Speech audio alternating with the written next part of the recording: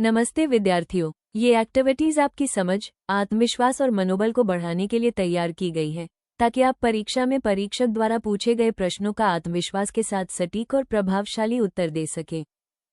विद्यार्थियों, ध्यान दीजिए, फ्रेजेस का अर्थ बिल्कुल सीधा और शाब्दिक होता है।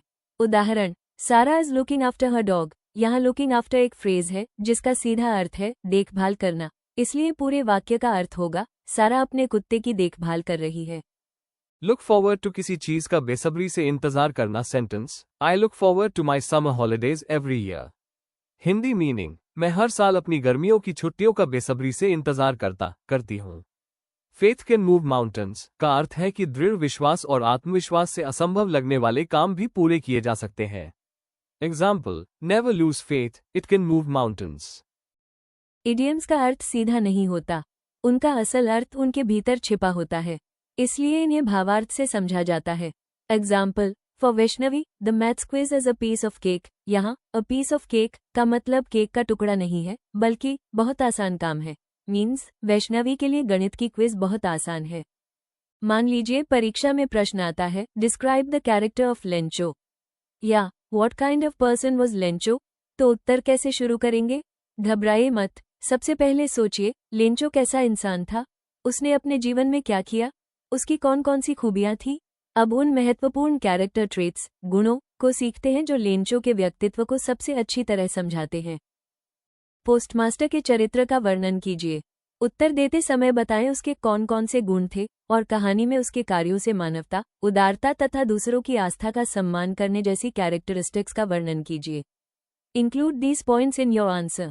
1. उसने अपने कर्मचारियों और स्वयं के योगदान से पैसे इकट्ठे किए थे। 2. उसने किसी स्वार्थ या प्रसिद्धि के लिए नहीं बल्कि मानवता और आस्था को बचाने के लिए सहायता की। 3. वो दूसरों की भावनाओं का सम्मान करता था। परीक्षक आपकी समझ को परखने के लिए सिंबल्स के आधार पर भी प्रश्न पूछ सकता है, इसलिए ये भी समझिए कि बारिश, हेलस्टोन्स, कॉर्नफील्ड, पत्र, डाकघर और भगवान जैसे प्रतीक क्या संदेश देते हैं। यदि आप इन प्रतीकों का अर्थ उदाहरणों सहित समझा पाएंगे तो आपका उत्तर अधिक प्रभावशाली और उच्च अंक प्राप्त करने योग्य होगा। क्या आपने ध्यान दिया है कि अ लेटर टू गॉड में लेखक ने कुछ पोएटिक डिवाइसेस का यूज किया है?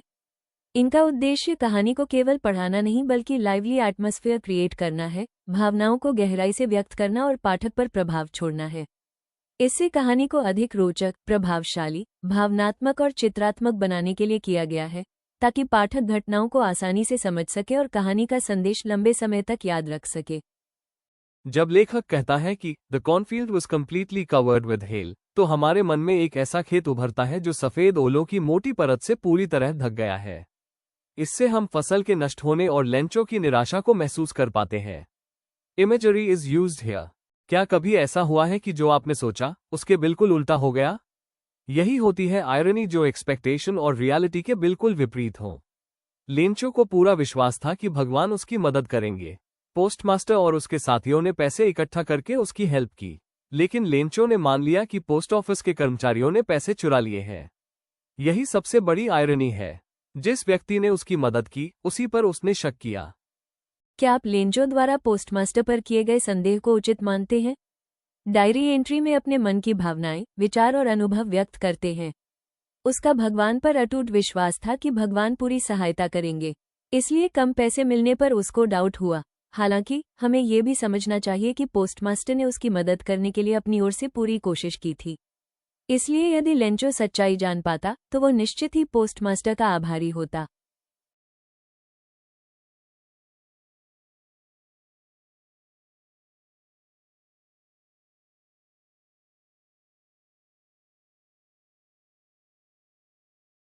Relative clause mean who, whom, which, when, where.